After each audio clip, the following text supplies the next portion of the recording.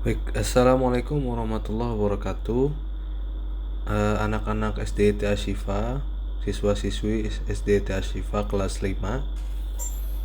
Kita sekarang masuk ke pembelajaran bahasa Inggris kelas 5 ya. Kemarin sudah dibahas tentang penggunaan have dan has. Nah, sekarang dan sudah juga mengerjakan beberapa latihan soal. Dan reading ya, kemarin itu ada tugas reading. Nah, sekarang adalah penjelasan melalui video ini, mudah-mudahan bisa ditangkap ya. Jadi, oh ya, sebelumnya bisa dibuka dulu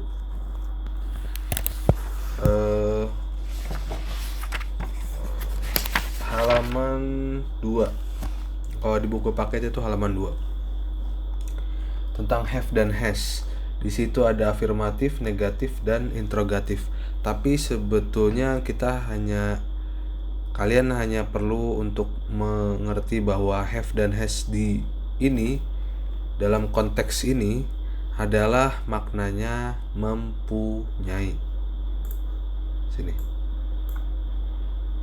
Nah, kemudian kita sudah tahu semuanya yang pakai have itu apa, kemudian yang pakai has itu apa, bisa dibaca sendiri ya di sini.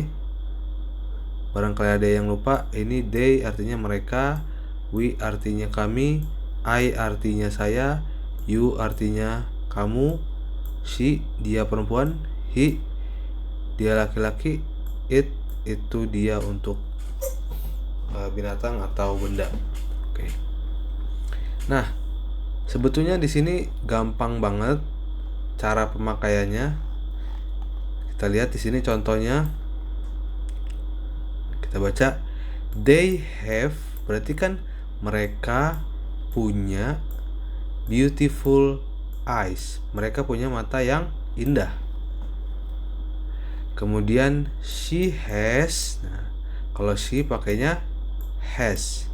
She has, dia punya a lot of money. Dia memiliki atau punya banyak uang.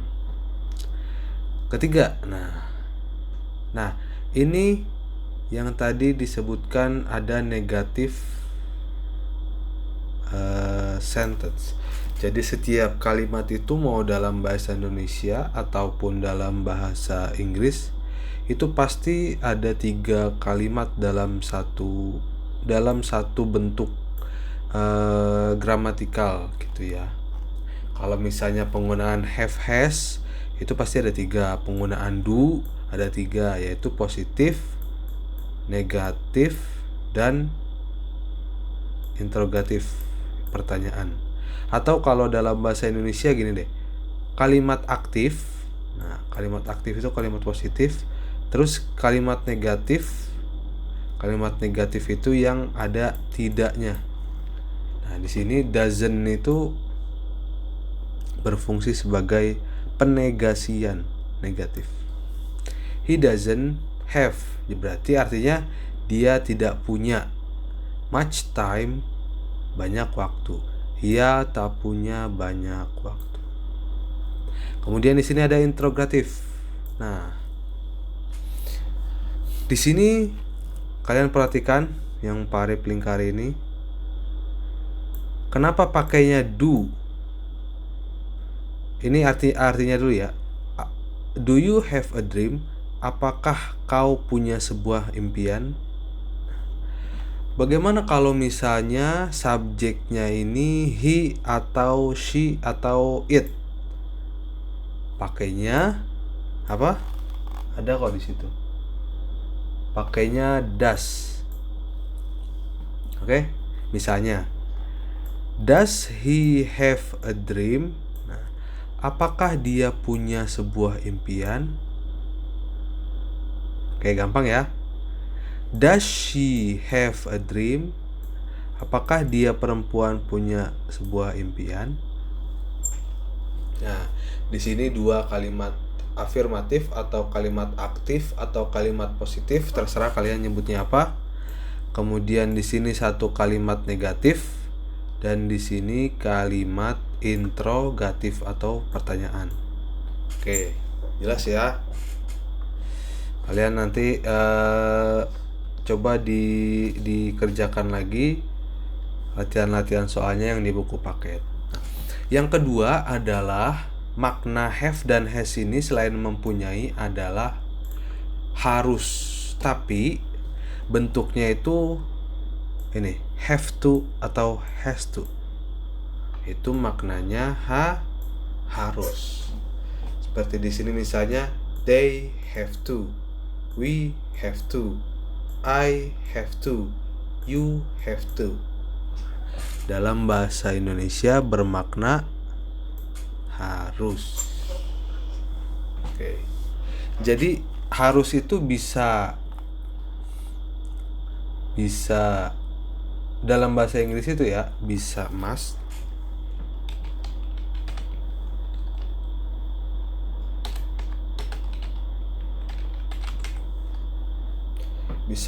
harus, atau bisa pakai have to. Terserah itu, nanti ada penggunaan yang lebih detailnya lagi, tapi sebetulnya semuanya sama gitu ya. Oke. Tapi kita sekarang sedang membahas yang ini ya. Kalau ini sih gampang. You must go to school atau you must study English. You have to study, bisa aja. It has to be done misalnya kayak gitu. Oke, dalam bahasa Indonesia bermakna harus, have to ini ya.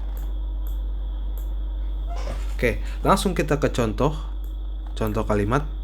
Ini nggak ada di buku, cuma ini tambahan aja karena ini yang paling gampang makna dari have. Nanti ada lagi had, itu untuk past tense ya.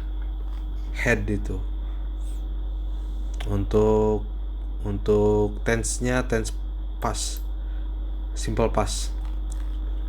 Nah, oke, kita ke contoh. I have to go to toilet. I pakainya I have to go to toilet. Saya harus pergi ke toilet. Oke, have to. Oke, beres ya. Gampang kan? Kemudian yang kedua, she has to go home. Dia harus pulang. Dia has to ini bermakna harus, go home itu pulang. Oke, beres kan? This matter. Nah, ini this matter. This matter itu penggantinya itu kan bukan subjek ya, itu sebuah masalah atau sebuah benda, katakanlah sesuatu lah gitu ya. Selain selain orang gitu. Itu pakainya it. Makanya kalau it di sininya has to. This matter it has to be done. It has to be done. Nah, kayak gitu biasanya. Masalah ini harus segera selesai. Oke. Mungkin kalian sampai di sini dicukupkan saja. Sekian materi singkat ini hanya untuk menambah gitu ya. Cuma Pak Arif mungkin kalau untuk kelas 5 ini pengennya sih kita belajar dari awal, bahasa Inggris itu dari awal. Dari misalnya nanti kita belajar tentang sebuah kalimat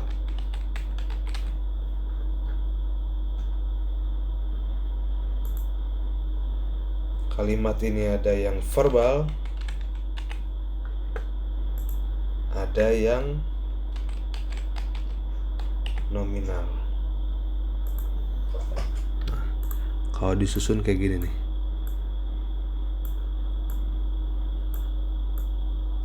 Nah, gitu.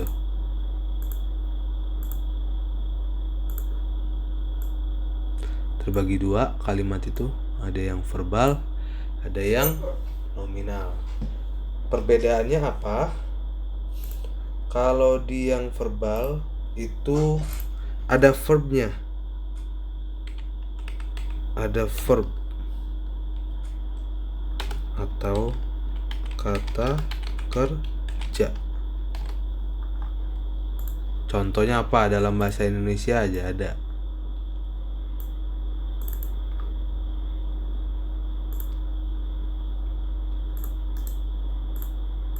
Terus dalam bahasa Indonesia juga ada. Kalau ini ada verbnya, cuma memang tidak, apa istilahnya, cuma verbnya itu bukan verb yang bisa berubah.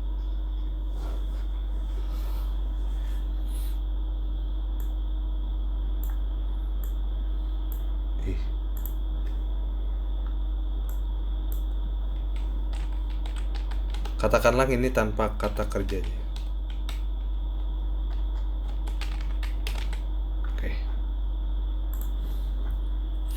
Oke, sekarang kita fokus kepada verbal ya. Verbal. Yang namanya kalimat itu kalau dalam bahasa Indonesia gini. Saya sedang makan. Nah, saya sedang makan itu kalimat verbal atau nominal? Kalimat verbal karena ada kata kerja. Kata kerjanya apa? Makan.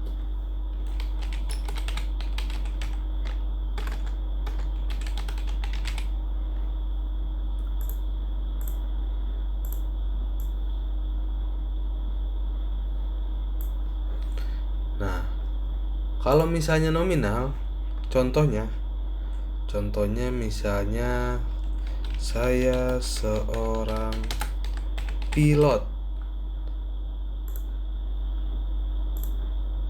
Nah, ini bukan kata kerja ya, saya seorang pilot. Pilot itu bukan kata kerja, tapi dia pekerjaan, tapi bukan kata kerja, oke?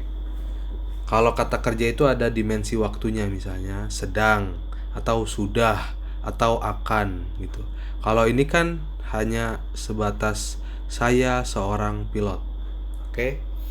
Ini nanti kedepannya kita kupas lagi lebih dalam, terus kalian harus tahu apa itu kata kerja, apa itu kata benda, apa itu kata sambung, conjunction. Karena nanti belajar grammarnya, kenapa sih pusing? Nah, pasti pusing belajar bahasa Inggris itu karena selalu disuguhkan dengan grammar ini. Tapi kalian tuh kalau misalnya mau belajar bahasa Inggris yang praktis itu gampang banget, asal mau ya, syaratnya cuma satu, asal mau. Cuma kalau nanti sudah bisa ngomong bahasa Inggris atau sudah mengerti tapi tidak, atau sudah lancar speaking bahasa Inggris tapi tidak pernah belajar grammar, nah itu fatal. Nanti kalian ngomongnya kayak bahasa Indonesia yang diinggriskan gitu. Oke, baik, ini sudah terlalu lama. Terima kasih perhatiannya. Mohon maaf apabila ada kesalahan. Sekian dan terima kasih. Assalamualaikum warahmatullahi wabarakatuh.